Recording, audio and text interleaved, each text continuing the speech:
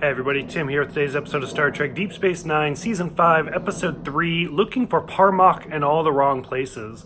Now, first of all, the title's kind of obvious. It's a play on the song Looking for Love in All the Wrong Places. I almost said Alderaan, because I'm used to that joke.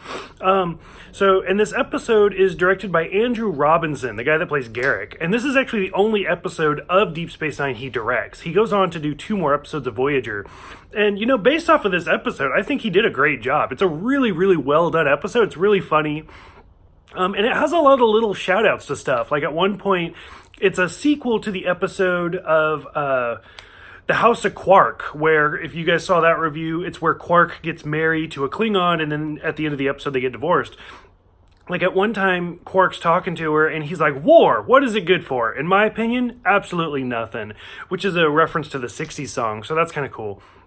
This episode is the 3rd appearance of Phil Morris, who's a terrific character actor. He's done all sorts of stuff. For whatever reason, Smallville comes to my mind first, which I'm kind of ashamed of. But anyway, so one of his first acting careers was actually the original series, and he was in the episode Miri, and then he plays one of the cadets in Search for Spock. And then we see him as a Klingon in this episode, and then we'll see him again in Voyager, as I think it was the first man to go to Mars, I believe.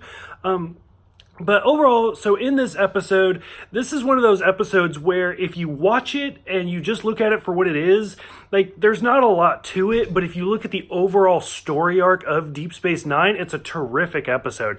And it's great, because any episode that Armin Shimmerman, like, plays the main character is going to be a fantastic and funny episode. So for the most part, it's about Quark wanting to impress his ex-wife, his ex-Klingon wife, but Worf is interested in her, and at the same time we see Dax being interested in Worf. And so throughout the episode you just see all of these different things going on.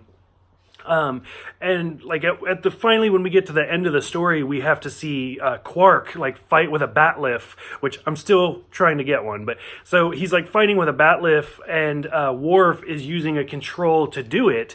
And then it leads to one of the funniest lines at the end where Quark is all beat up because presumably he had some intimate moments with his ex-wife, and then Worf and Dax come in and they're all beat up because Dax finally expressed her interest to Worf. And it's just kind of funny to watch Julian just be like, I'm going to stop asking what happened to people and just treat them and leave. And he's just super awkward.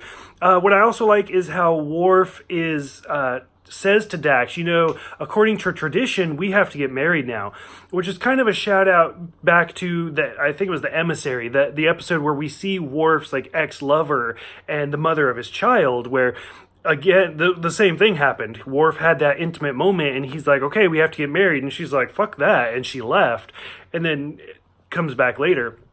So, and it's a little like foreshadow to the marriage of Worf and Dax. Spoiler alert for that, too late.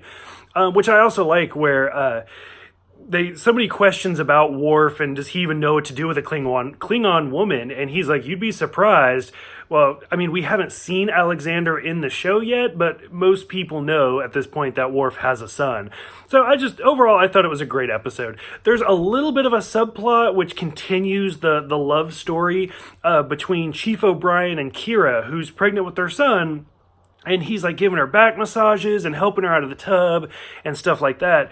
And then there at the end, they almost start to get too close, and then they see it and they go their separate ways, which I'm really happy about. Because to be honest, if we had seen O'Brien cheat on Keiko with Kira, I think it just would have ruined the show. Like, I would have lost respect for O'Brien and Kira and everybody involved.